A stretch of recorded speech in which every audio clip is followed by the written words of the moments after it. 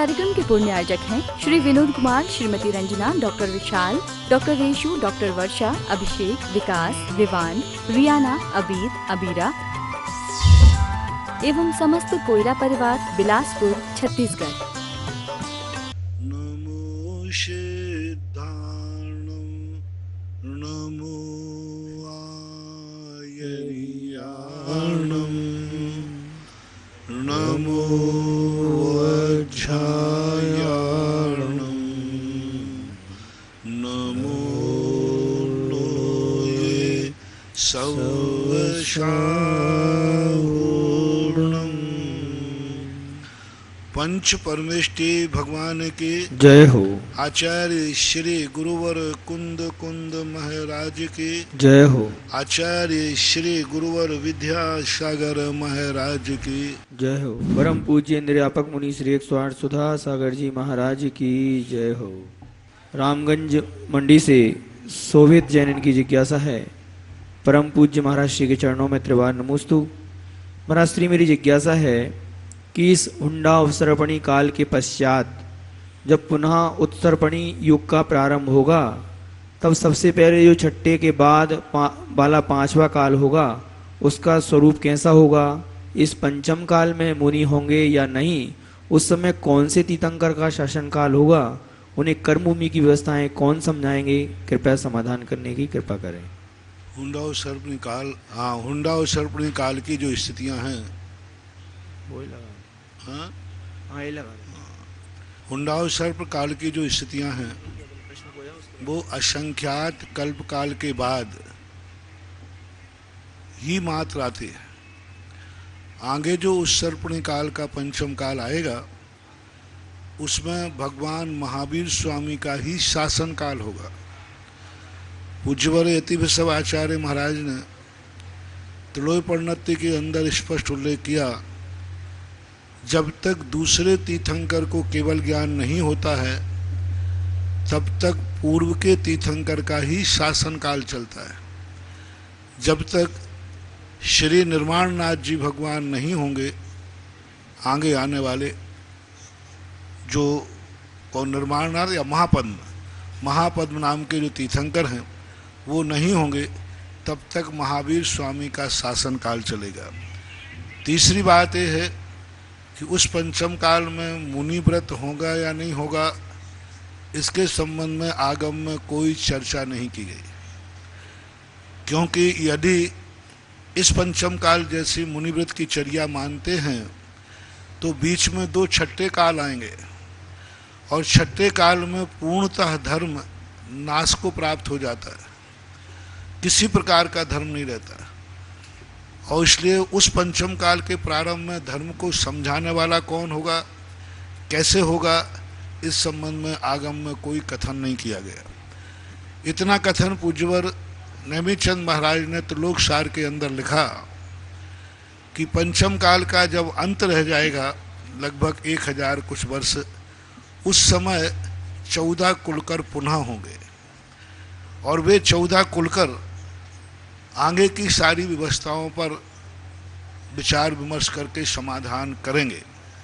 लेकिन वो तो पंचम काल के अंत की बात कही गई उन्होंने।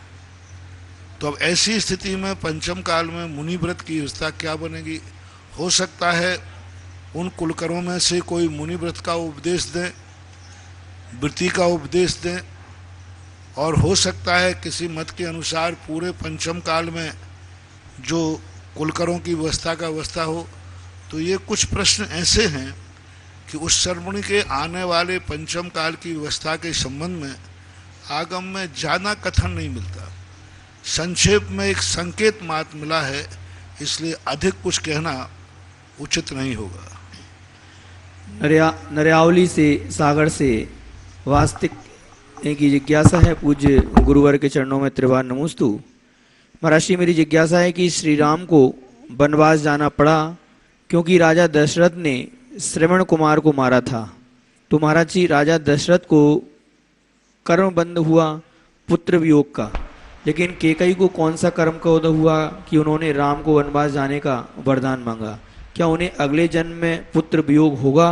और श्रवण कुमार के माता पिता का कौन सा कर्म का बंध था कि उनका बेटा उनसे छिन गया, कृपया समाधान करने की। यह कथन जो है जैन दर्शन के अनुसार नहीं।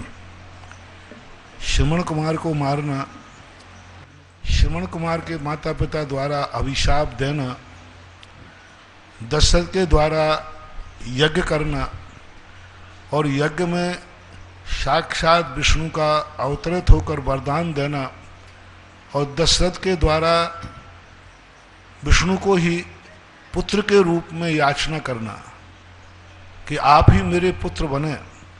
तदनुसार विष्णु ने अपना रूप राम के रूप में अवतरित हुए। ये सारी कथानक का प्रसंग वैष्णव दर्शन में है।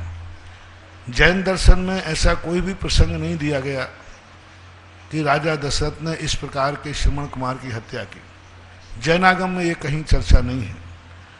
अब रही बात कि उनको ऐसा किस कारण से हुआ, तो कुछ विषय ऐसे हैं जिनके संबंध में हम कारण के संबंध में नहीं कह सकते। पारसनाथ को 10 भाव कष्ट क्यों उठाना पड़ा, अतीत क्या था, ये आगम से में नहीं मिलता। दशरथ और रामचंद्र जी का कैकेयी का किस प्रकार की स्थितियां थीं, इस संबंध में आगम में पद्म पुराण के अंदर कोई विशेष चर्चा नहीं है। हालांकि राम का सीता आदि का ये संबंध 16 भवों से चलता है। पूज्य रविशरण महाराज ने रामचंद्र जी, सीता, लक्ष्मण आदि के 16 भवों का वर्णन किया है। उसमें बीच में दशरथ आदि का जो बाद में आया, प्रारंभ से दशरथ जी का कोई संबंध नहीं बताया गया। तो अब ये किस प्रकार के कथन है, इस संबंध में जैनागम में कोई उल्लेख विशेष नहीं है। जो कथा आपने सुनाई ये जैन दर्शन से बाह्य है। चंडीगढ़ से खुशी जैन की जिज्ञासा है, पूज्य महाराज श्री के चरणों में त्रिवार नमोस्तु। महाराज श्री, सामायिक शिक्षा व्रत और सामायिक प्रतिमा तथा प्रोषदोपवास व्रत एवं प्रोषद प्रतिमा में क्या अंतर है, कृपया समझाने की कृपा करें। नाम से ही अंतर प्रतिभाषित होता है। वो शिक्षा व्रत है।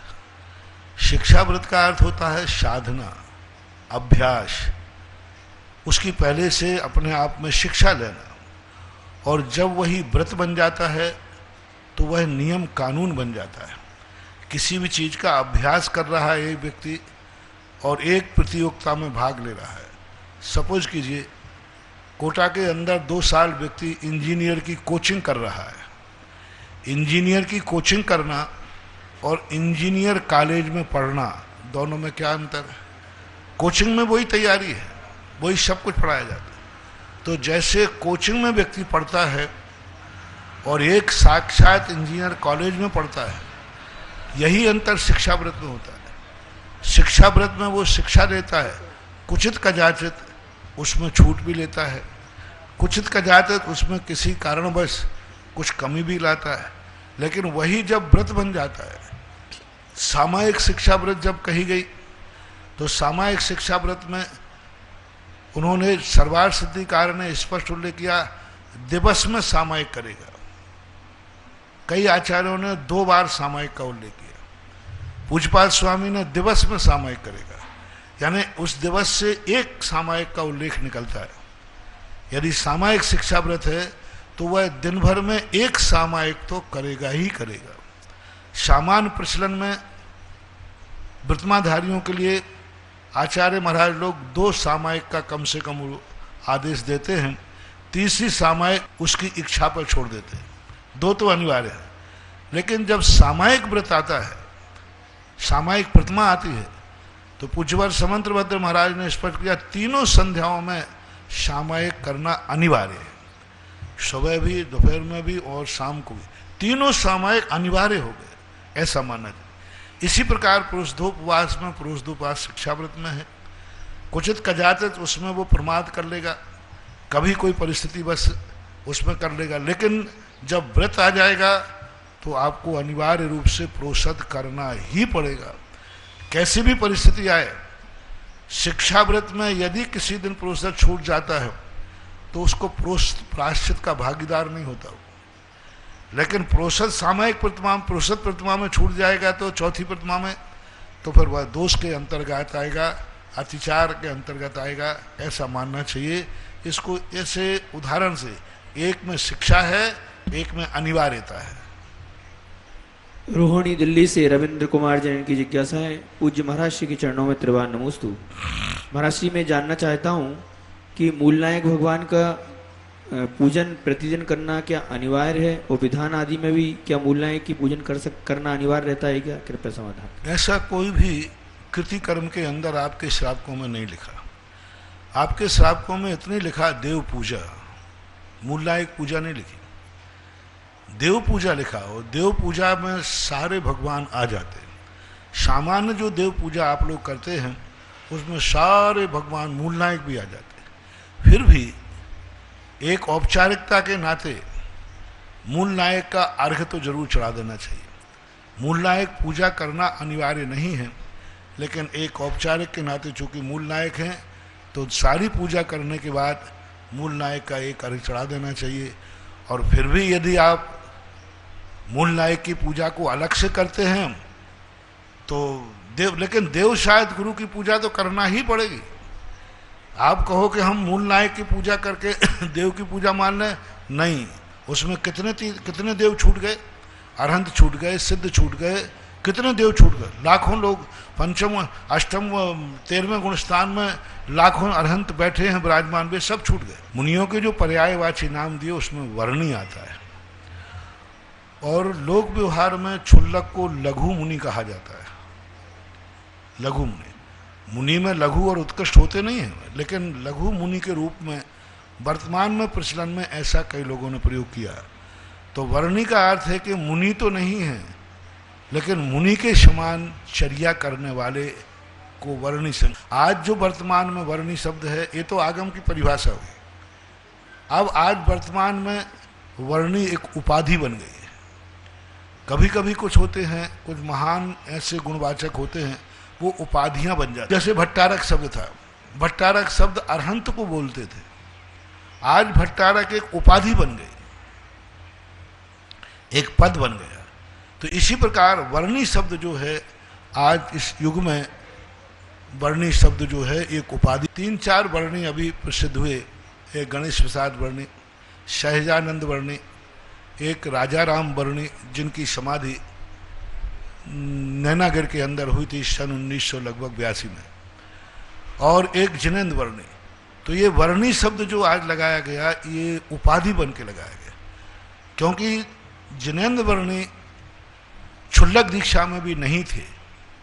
क्षुल्लक दीक्षा वो छोड़ चुके, तब भी उन्होंने अपने आप को जिनेन्द्र वर्णी नाम से ही संबोधन किया और लोगों ने उनको वर्णी माना।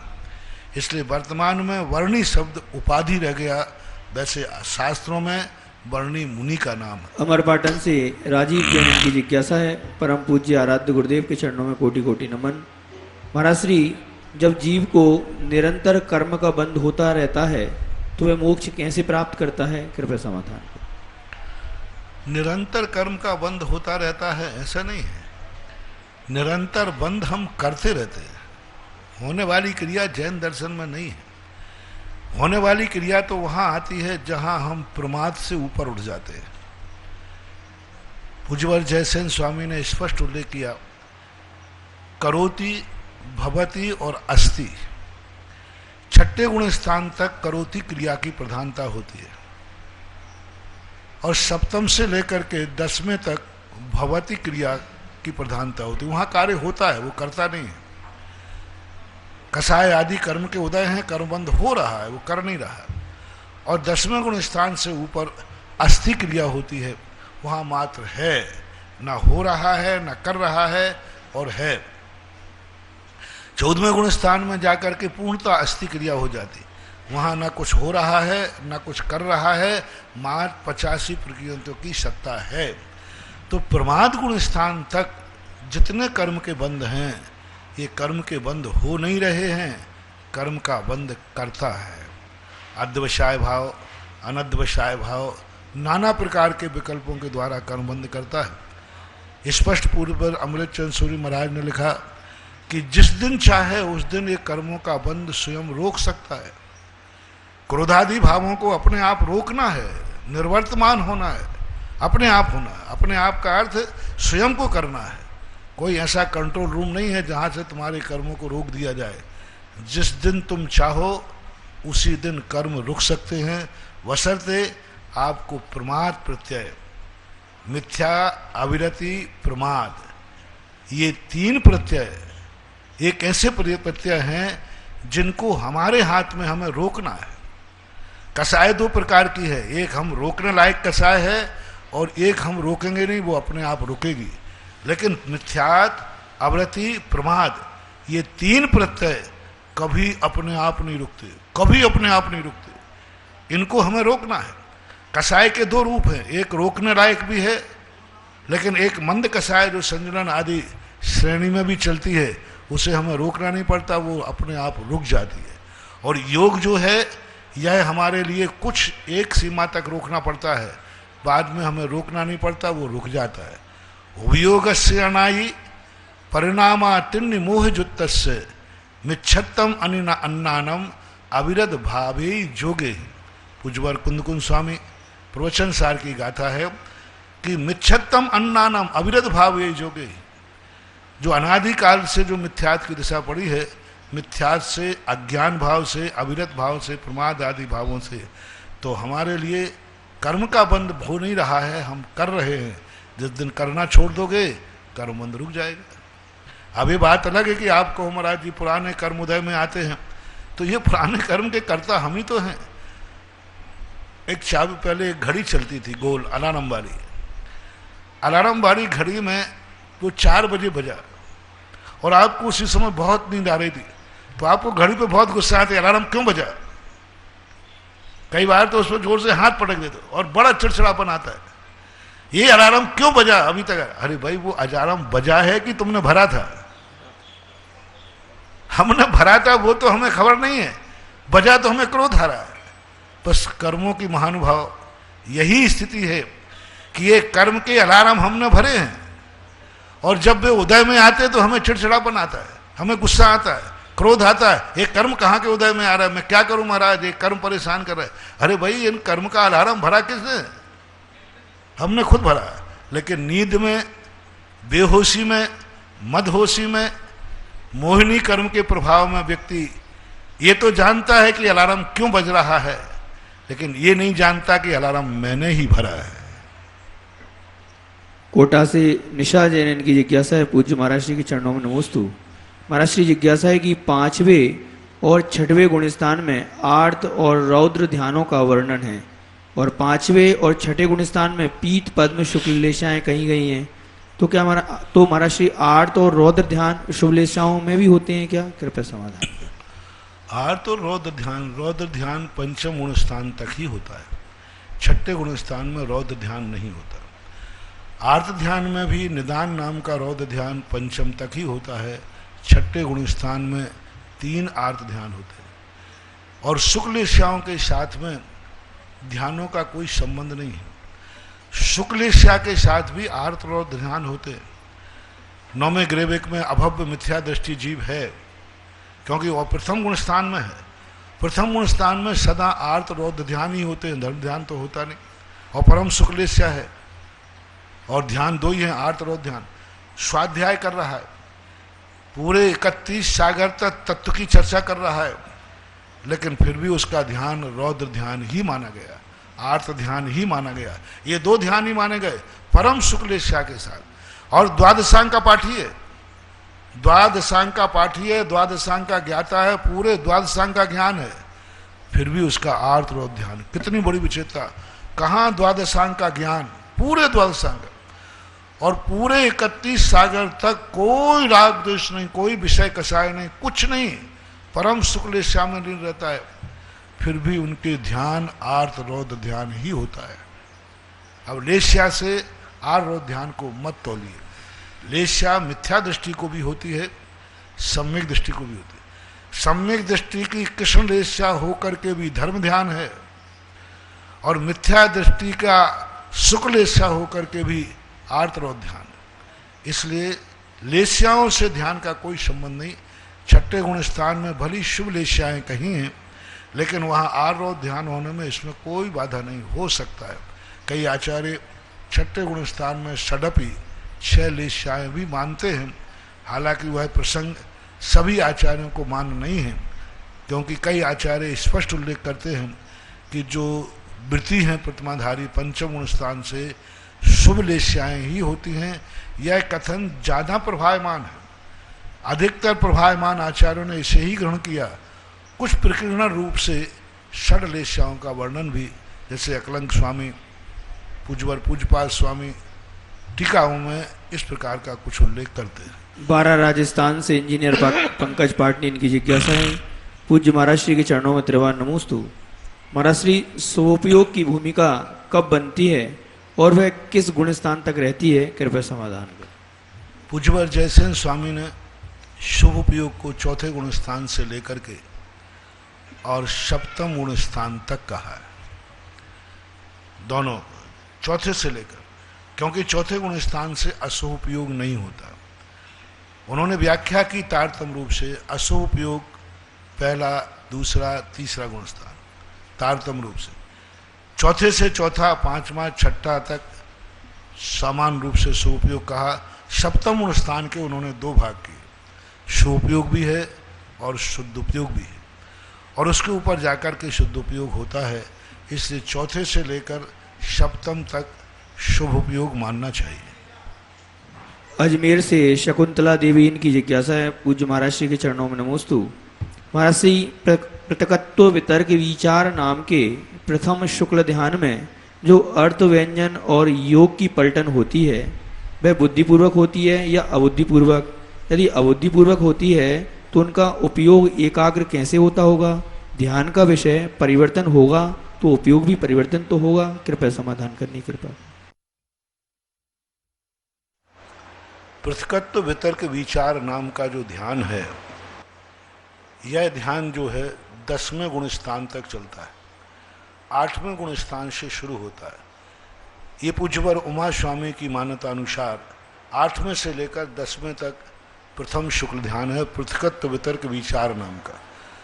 लेकिन पूज्यवर वीरसेन स्वामी महाराज और कुंदकुंद आदि आचार्य महाराज शुक्ल ध्यान को 10वें गुण स्थान से बाद मानते हैं। स्वतः परिवर्तन करता है तो कोई बाधा नहीं, हालांकि वहाँ परिवर्तन सहज रूप से होता रहता है। मन जो है उपयोग उसी में रहेगा, जो उपयोग तो रहेगा। अवग्रह इहावाय धारणा तो वहाँ भी है, अवग्रह इहावाय धारणा वहाँ है।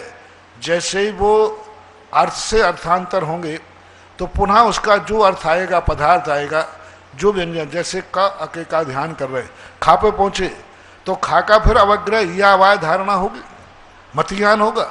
ऐसे ही परिवर्तन नहीं है कि वही ध्यान कंटिन्यू चलता रहे, नहीं, वहाँ अवग्रह जब व्यंजन बदल गया, अर्थ बदल गया, पर्याय बदल गई ध्यान में, तो अवग्रह इहावाय मति ज्ञान भी बदल जाएगा।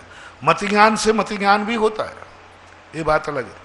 लेकिन शुद्ध ज्ञान के बाद मति ज्ञान हो सकता है, तो वहाँ बदलता रहता है। अब वो अपन उनको पकड़ नहीं पा रहे हैं कि किस प्रकार का उपयोग में वो परिवर्तन लाते होंगे, क्योंकि अपने अति श्रद्धा का विषय है, अपनी दृष्टि में वो अति पवित्र है, अपनी दृष्टि में वो अति निर्मल है, अपनी दृष्टि में वो अति पूजनीय है।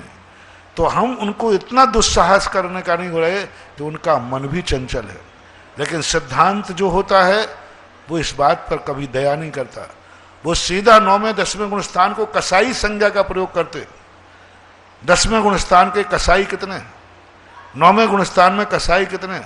सिद्धांत किसी पद को नहीं देखता, लेकिन चूंकि अपनी श्रद्धा का विषय होने से अपन उनको ये नहीं कह सकते हैं कि उनका मन चंचल है, उनका उपयोग चंचल है। लेकिन सिद्धांत तो स्पष्ट कहता है कि परिवर्तन ही बता रहा है कि उनमें मति ज्ञान से मति ज्ञान अवग्रह इहावाय धारणा होती है, उनको भी इहा होती है। जैसे खा पकड़ा तो खा में अवग्रह होगा, इहा होगी, आभाय होगी, धारणा होगी, तुरंत होगी। स्मृति में लाया हुआ विषय भी, यदि पुनः हम स्मृति में विषय लाते हैं प्रतिविज्ञान, जिस विषय को मैंने कल याद किया था, यदि आज हम उसको उदय में लाएंगे तो हमें फिर भी अवग्रह इहावाय धारणा करना पड़ेगी। स्मृति को हम साक्षात विषय में लाएंगे तो भी अवग्रह इहावाय धारणा होता है। तो ऐसा मानना चाहिए। तो वो परिवर्तन कैसे करते हैं वो हम कोई उनको पकड़ नहीं सकते, उदाहरण के द्वारा समझा नहीं सकते, लेकिन कभी कभी कार्य से अंदाजा लगा जाता है कि कार्य कैसा होगा। जब कार्य परिवर्तनशील है तो कारण भी परिवर्तनशील है, उपयोग में भी परिवर्तन है। दूसरा एक सिद्धांत भाषा में पूज्यवर वीरसेन स्वामी महाराज ने शुक्ल ध्यान के अंदर असंख्यात लोक प्रमाण उन्होंने संयम लब्धि स्थान कहे, असंख्यात लोक प्रमाण उन्होंने कसाय स्थान कहे, असंख्यात लोक प्रमाण उन्होंने योग स्थान कहे। ये तीन चीजों से स्पष्ट होता है कि उनमें परिवर्तन है। कसाय स्थान उन्होंने असंख्यात लोक प्रमाण कहे, एक गुण स्थान में 8वें 9वें गुण स्थान में जब पृथकत्व वितर्क विचार नाम का ध्यान कर रहे हैं, उनमें भी प्रति क्षण विशुद्धि बढ़ रही है, संयम लब्धि स्थान बढ़ रहे हैं, योग स्थान बढ़ रहे हैं। बढ़ना ही बता रहा है कि उनमें कहीं ना कहीं परिवर्तन होता है, ऐसा सिद्धांत से मानना चाहिए। दिल्ली से गुड़िया जैन इनकी जिज्ञासा है, पूज्य महाराज श्री के चरणों में नमोस्तु। महाराज जी, 16 कारण भावनाओं में समाधि साधु समाधि और वैया वृत्ति 2 भावनाएं आती हैं, इन दोनों में क्या अंतर है? कृपया समाधान करने की कृपा। साधु समाधि एक प्रकार का संलेखना की तरफ इंगित करते हैं। साधु समाधि का अर्थ क्षमता की तरफ इंगित होते हैं।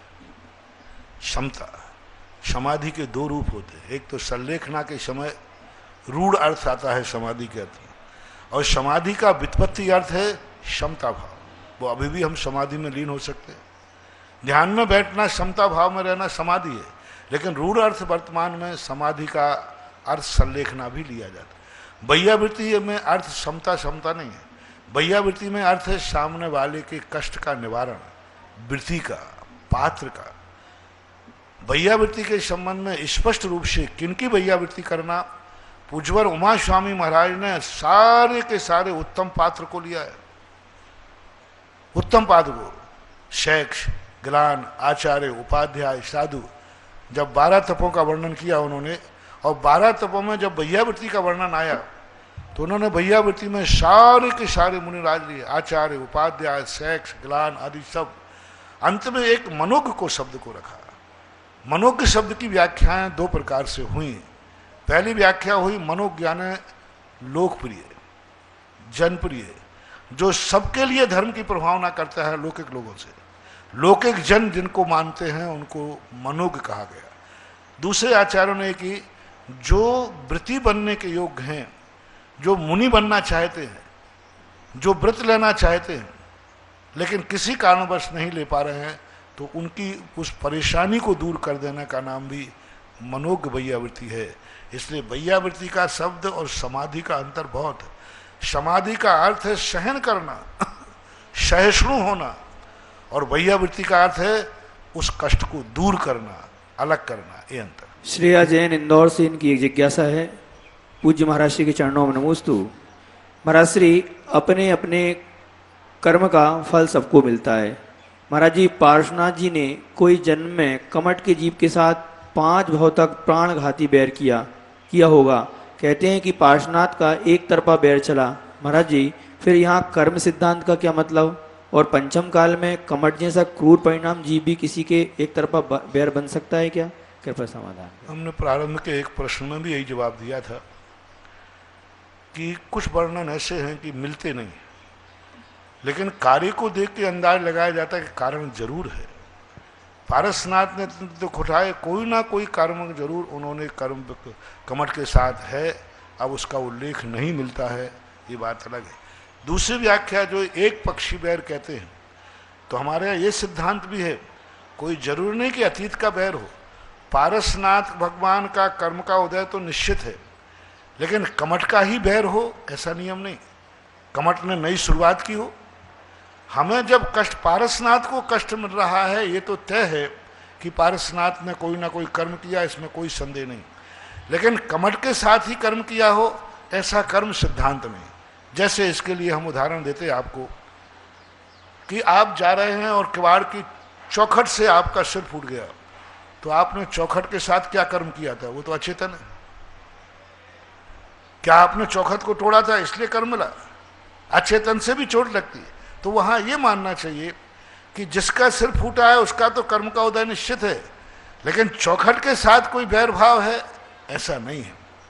तो इसी प्रकार कमट के साथ बैर भाव था ऐसा हम नहीं कह सकते, लेकिन पारसनाथ को जो कर्म का उदय आया, ये जरूर उन्होंने कभी ना कभी बंद किया है, जिसका उल्लेख आगम में नहीं है।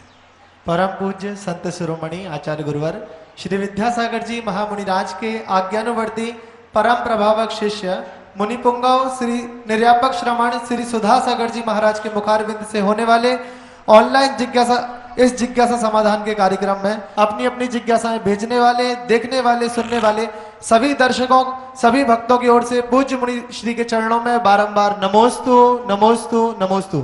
बंधु, एक विशेष सूचना ना कहकर के इसको पूज्य श्री का आशीर्वाद कहना चाहिए कि हम लोग लॉकडाउन में कई बार मुनि श्री के सामने निवेदन कर चुके थे और ऑनलाइन शांति धारा करा रहे थे, ऑनलाइन के ही माध्यम से हमारी शांति धारा की जा रही थी।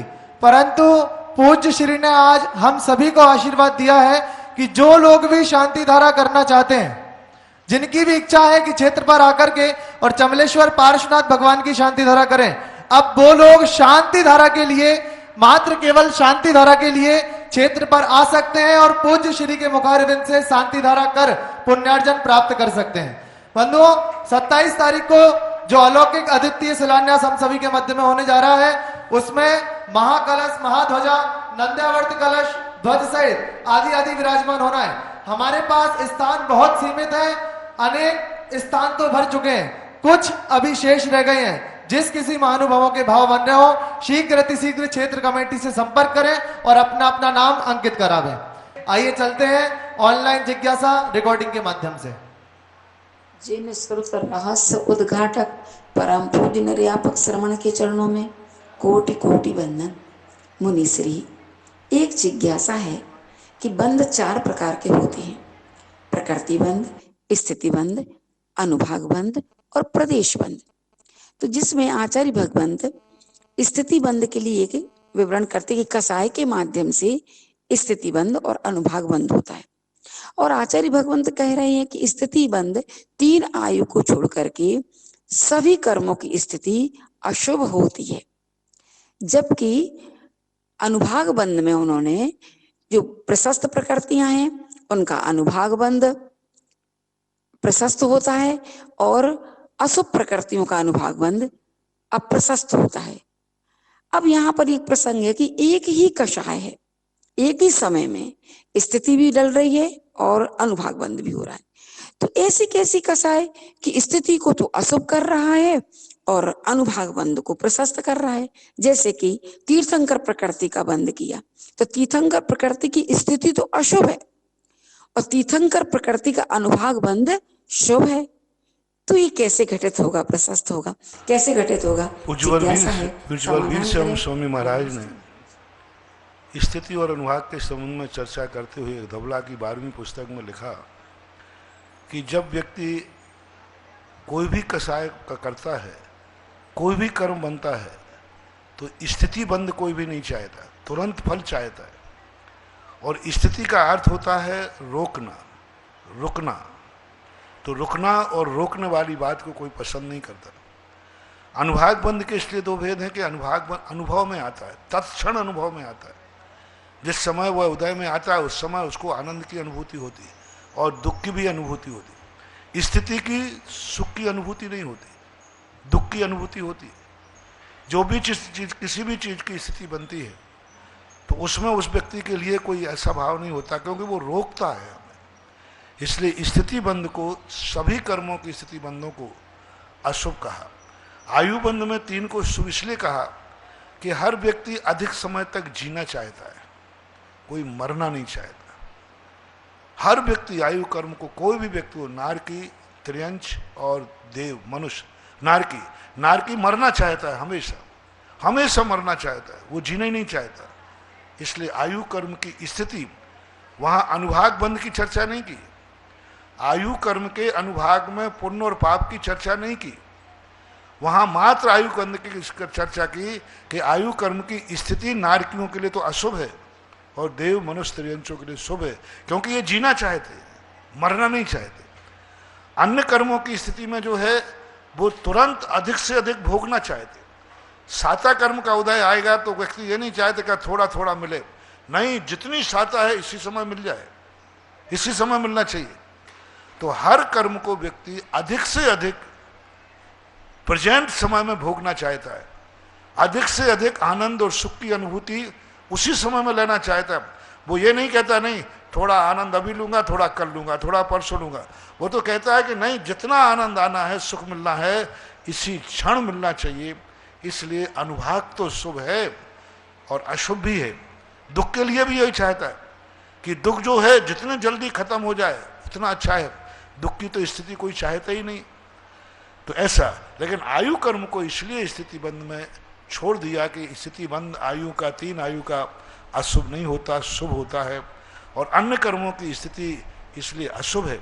कसाय में, एक क्षणवर्ती कसाय में अनेक, एक समय का आप अनाज खाते हैं, कितने रूपों में परिणत हो जाता है, कितने रूपों में। उसमें क्या था उस अनाज में? उसमें खून भी बन गया, मज्जा भी बन गया, सब कुछ बन गया। अच्छी चीजें भी बनी, बुरी चीजें भी बनी। उसी अनाज से अच्छी चीज भी बनी, लाभ भी हुआ, लेकिन उसी अनाज खाने से कुछ नुकसान भी हुआ।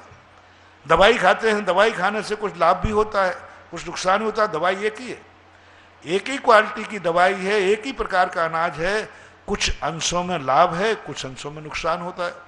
ऐसा ही कर्म है। कर्म जो कसाय परिणाम आता है, एक समयवर्ती कसाय में कितना बड़ा भाव परिवर्तन में पूज्यवर पूज्यपाद स्वामी ने क्या गजब की बात कही। एक कसाय स्थान के बाद असंख्यात लोक प्रमाण, जगत श्रेणी प्रमाण योग स्थान हो जाते हैं, तब दूसरा कसाय स्थान आता है। और ऐसे अनेक कसाय स्थान हो जाते हैं, तब योग स्थान बनता है। तो एक समयवर्ती परिणामों में असंख्यात प्रकार के अध्यवसाय विद्यमान हैं एक समय में। उसी समय प्रकृति, पुण्य प्रकृति भी बन रही है, पाप प्रकृति बन रही है एक समय में।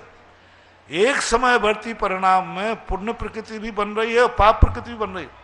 4 घातिया कर्म पाप हैं वो बन रहे हैं उसी समय में। तृष्णाम कर्म आदि पुण्य प्रकृतियां बन रही है एक समय में। एक समय में साता वेदनी कर्म बन रही है, नीच गोत्र बन रहा है। साता वेदनी, वेदनी में साता बांध रही है और गोत्र में नीच गोत्र बांध रहा है। यहां जाकर के उच्च गोत्र बांध रहा है, उच्च गोत्र, और वहां असाता बांध रहा है एक समय में। उच्च गोत्र और असाता का बंध एक साथ है। स्पर्श घटाया, कौन सा कर्म किसके साथ बन सकता है? उच्च गोत्र के साथ असाता कर्म, उच्च गोत्र के साथ में और भी निम्न प्रकार के जो अशुभ कर्म हैं वो बन सकते हैं।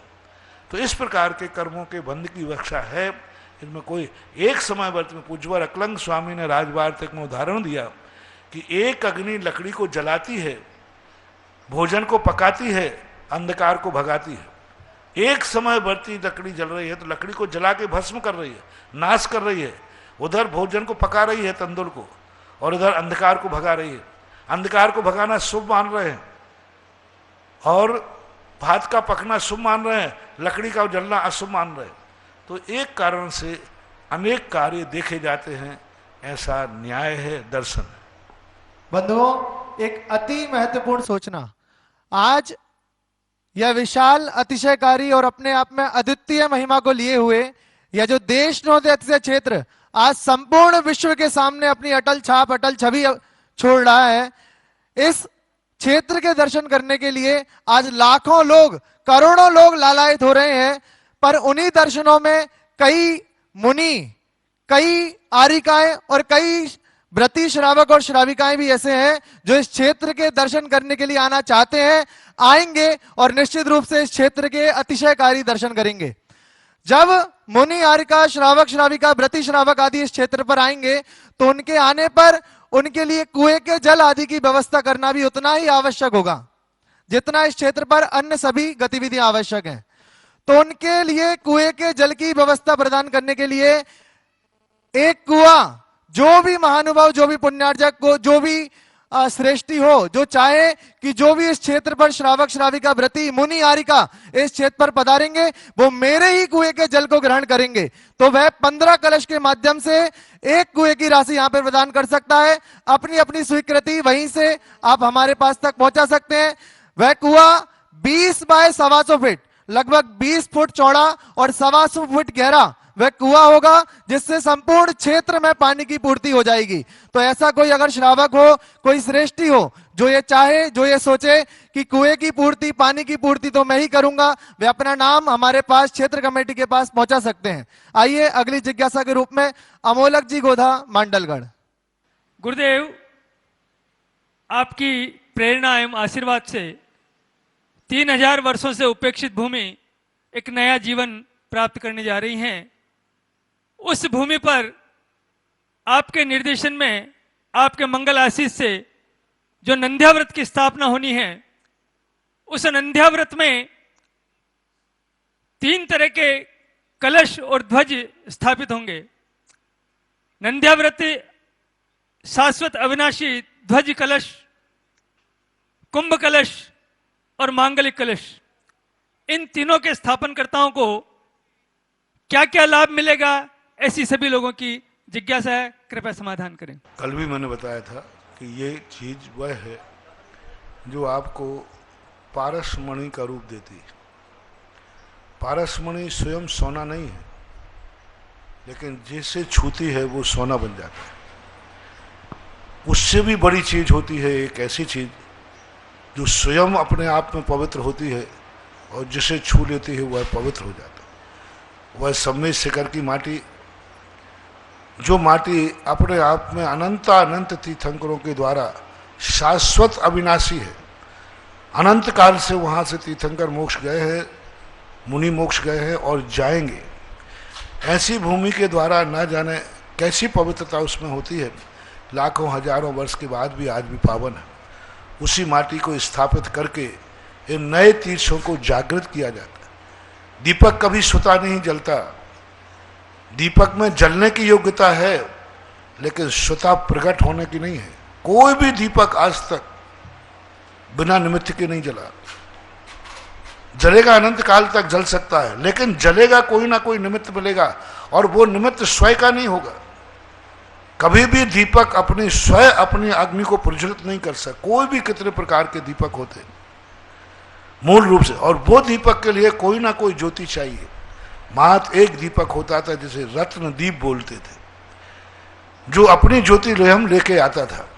लेकिन जो घृत दीपक जो आज वर्तमान में प्रचलित है, इसके लिए तो पर का निमित्त चाहिए ही चाहिए।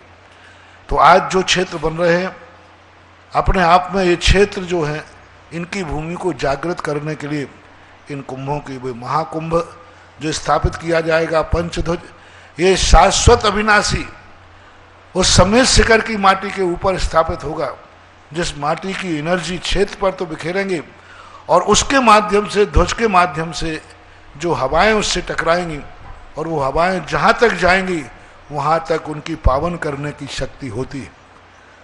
कुंभ ध्वज में भी छोटे यंत्रों की स्थापना की जाएगी, वो भी यही काम करेंगे। बहुत बड़ा कार्य है, क्योंकि बुझे हुए दीपकों को, सजे हुए दीपकों को जलाने के लिए कोई ना कोई ज्योति चाहिए।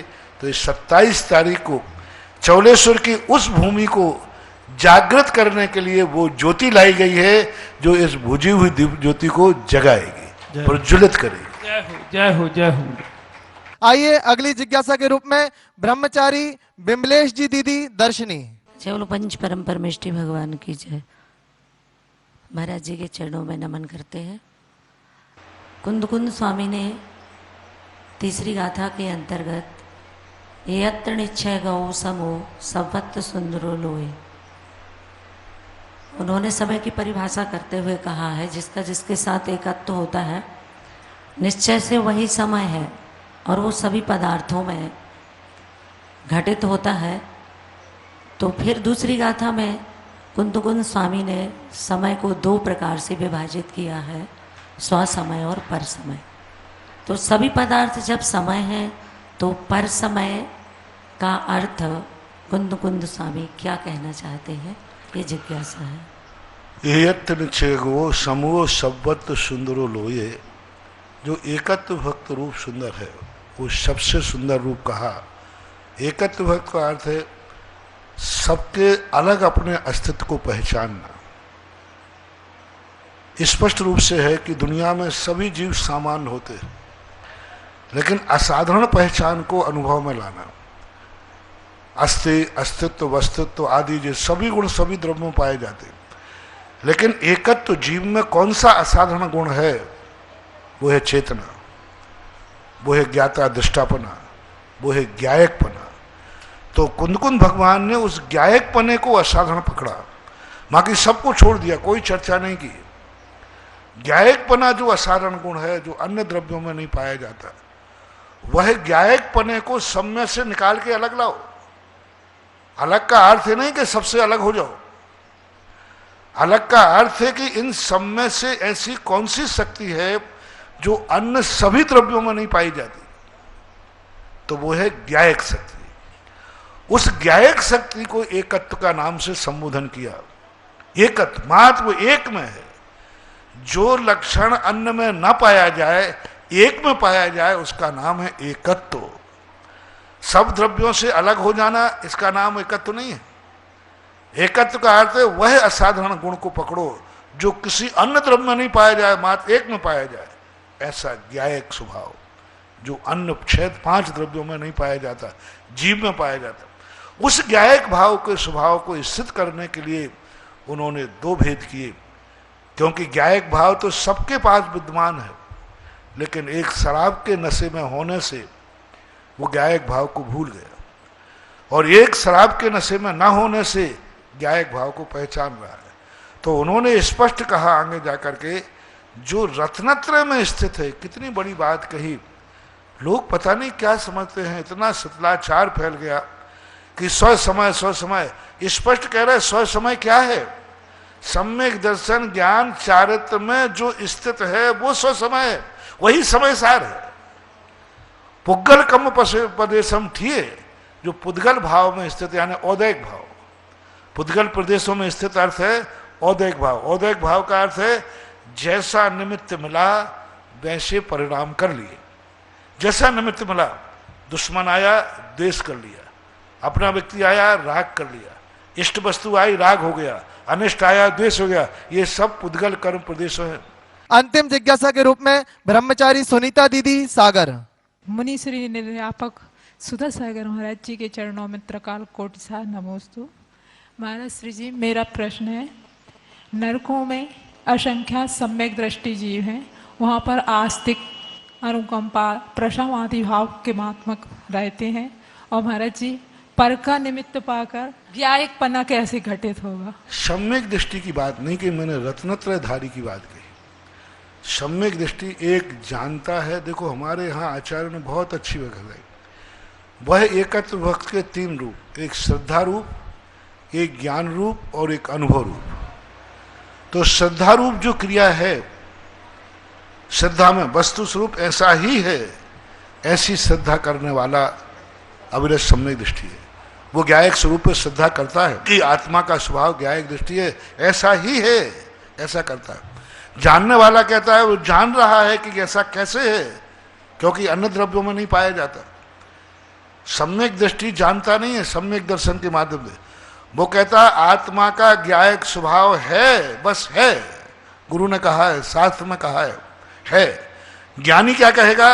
मैं जानता हूं अन्य द्रव्यों में नहीं है। वो हुआ पोहे करता है। ज्ञान का अर्थ हुआ पोहे, इसमें नहीं है इसमें है, ऐसा कहलाता है सम्यक ज्ञानी। और अनुभव करने वाला, मैं साक्षात अनुभव कर रहा हूं। अब वो गुरु को नहीं लाएगा बीच में, शास्त्र को नहीं लाएगा, वो कहे ऐसा ही है। तो चारित्र जब प्रकट हो जाता है, इसलिए कुंद स्वामी ने वहां तीनों कहे। सम्यक दृष्टि के साथ तीनों नहीं घटित होंगे। वो श्रद्धा रूप में जानता है, रुचि रूप में जानता है, उसकी रुचि है, श्रद्धा है। नारकियों में भी ज्ञायक स्वभाव को श्रद्धा है, त्रियंचों में भी श्रद्धा है, असंख्यात अविरत दृष्टि है। ये मां श्रद्धा गुण की अपेक्षा से ही जानना। अनुभूति कभी अविरत सम्यक दृष्टि को नहीं हो सकती, क्योंकि अविरतपना बैठा है। वह सर्वघाती प्रकृति कर्म सिद्धांत के अनुसार जब तक सर्वघाती प्रकृति बैठी है, अनुभव आता है चारित्र गुण से। और चारित्र गुण को सर्वता घात करने वाली 3 प्रकृति है, अनंतानुबंधी, अप्रत्याख्यान और प्रत्याख्यान। ये तीनों सर्वघाती प्रकृति हैं। और सर्वघाती प्रकृति के लिए पूज्यवर नेमिचंद महाराज ने स्पष्ट कहा, अपने प्रतिपक्षी जो ढांकने वाला गुण है, उसका किंचित मात्र भी प्रकट नहीं होने देना, किंचित मात्र भी। किंचित मात्र। तो चारित्र गुण जो अनुभूति कराता है उसके किंचित मात्र कोई अनुभूति को प्रकट नहीं होने देती ये तीन कसाय। इसलिए जब तक ये तीन कसायों का उदय है तब तक उसे ज्ञायक जो आत्मस्वरूप है अनुभूति रूप नहीं रहता, श्रद्धा रूप और ज्ञान रूप रहता है। ज्ञान रूप तीन परिणति होती हैं, ज्ञेय रूप ज्ञान, ज्ञान रूप ज्ञान और आत्मानुभूति रूप ज्ञान। ज्ञेय रूप ज्ञान ज्ञेय में ठहरा हुआ है, ज्ञेय के अनुसार परिणमन कर रहा है। ज्ञान रूप ज्ञान ज्ञान से जान रहा है लेकिन वो ज्ञेय रूप परिणमन नहीं करता। और ऐसी तीसरी दशा प्रकट हो जाती है कि वो ज्ञेय से निर्वर्त हो जाता है और ज्ञान में स्थित हो जाता है, उसको चारित्र बोलते हैं। पंडित ब्रजेश जी शास्त्री महुआ अगली जिज्ञासा के रूप में। धर्मस्य मूलम धनम, ऐसा आचार्य चाणक्य का एक सूत्र मैंने पढ़ा था पूज्य मुनिश्री, और वर्तमान में देखा भी जा रहा है जो भी धर्म संप्रदाय धर्म से संपन्न है उन धर्मों का बहुत विकास और प्रचार प्रसार हो रहा है। उदाहरण के तौर पर पूज्य महाराज श्री इस्लाम धर्म और ईसाई धर्म को ले सकते हैं। पूर्व में ऐसा ही बौद्ध धर्म आदि के साथ भी था। तो धर्म का जब इतना महत्व है, ये जो अपन तीर्थ क्षेत्र आदि निर्माण करते हैं वह भी धर्म से ही संभव है। तो महाराज श्री अपने धर्म में प्रायः धर्म को धन को परिग्रह निकृष्ट इस प्रकार के संज्ञा क्यों दी जाती है महाराज श्री? नमोस्तु महाराज। पहली बात तो किसी भी दर्शन के नाम लेकर के जिज्ञासा करना इस मंच पर वर्जित है और किसी भी प्रश्न की आलोचनात्मक व्याख्या करवाना उचित नहीं होती। आप अपनी बात रखिए लेकिन आप किसी धर्म के ऊपर या धर्म की तुलनात्मक व्याख्या करना आज वर्तमान में उचित नहीं, क्योंकि प्रजातंत्र का युग है, धर्म निरपेक्ष राज्य है, हर व्यक्ति को अपना धर्म पालन करने की स्वतंत्र कानून ने आज़ादी दी और कानून के विरुद्ध कोई भी वाच करना विरुद्ध राज्यातिक्रम माना जाता है। तो इस प्रकार की बातों से कोई मतलब नहीं निकलता। रही बात धर्म का टाइटल जो है धर्मचंद नाम रख देने से वो धर्मचंद नहीं हो गया, महावीर नाम रख देने से वो महावीर नहीं हो गया। यदि धर्म का नाम करने से कोई तो कहता है बलि चढ़ाना धर्म है, हिंसा करना धर्म है, तो अब धर्म की मान्यताएं एक धर्म होता है जो स्वभाव रूप होता है और एक धर्म विचारों का होता है। चार लोग ने विचार कर दिया तो धर्म हो गया। लोग वहां के पशुओं को मारते हैं, काटते हैं, पीटते हैं, धर्म के नाम पर काटते हैं। जब धर्म के नाम पर काट रहे हैं तो क्या वो धर्म हो जाएगा? रही बात धन दौलत की बाह्य पुण्य की, जैन दर्शन स्पष्ट कहता है ये धर्म से प्राप्त नहीं होता, धर्म से प्राप्त नहीं होता, धर्मात्मा को भी प्राप्त होता है, धर्म से ही प्राप्त होता है, ऐसी बात नहीं है। इनके लिए अलग से क्रियाएं की गई हैं। जो बहुत बड़े बड़े दान देते हैं, बड़े बड़े परोपकार करते हैं, बड़े बड़े आवास दान देते हैं, गरीबों की झोपड़ियां बनाते हैं, गरीबों के भंडारे खोल देते हैं, इनसे धन प्राप्त होता है। आज किसी ने खोल दिया धन के जाओ जितने लोग हैं सब हमारे यहाँ भोजन करेंगे, चाहे धर्मी हो चाहे अधर्मी हो, अब इनको पुण्य बंध होता है। पुण्य का बंध जो है वह सच्चे धर्म से संबंध नहीं रखता, बल्कि सच्चा धर्म तो पुण्य पाप से ऊपर उठता है। पुण्य पाप को लोहे की सोने की बेड़ी कह के त्रिखाता किम होदि सुशीलम जम संसारम पवे सेदी। कुंद कुंद भगवान कहते हैं वो सुशील कैसे हो सकता है जो हमें संसार में प्रवेश कराता है। तो सदा ये धर्म कमाने की नीति, रावण के पास धन ज्यादा था, राम के पास धन नहीं था। रावण ज्यादा शक्तिमान था, राम शक्तिमान नहीं थे। किसको धर्मात्मा कह दिया जाए? रावण के पास जो था राम के पास नहीं था। शक्तिमान भी रावण था, धनवान भी रावण था, बुद्धिमान भी रावण था। बुद्धिमान पे बहुत बुद्धिमान था, रामचंद्र जी भी ज्यादा बुद्धिमान था, तभी तो लक्ष्मण को ज्ञान लेने भेजा था। बुद्धिमान ज्यादा, ज्ञान धनवान ज्यादा, शक्तिमान ज्यादा, और रामचंद्र जी तीनों में कमजोर।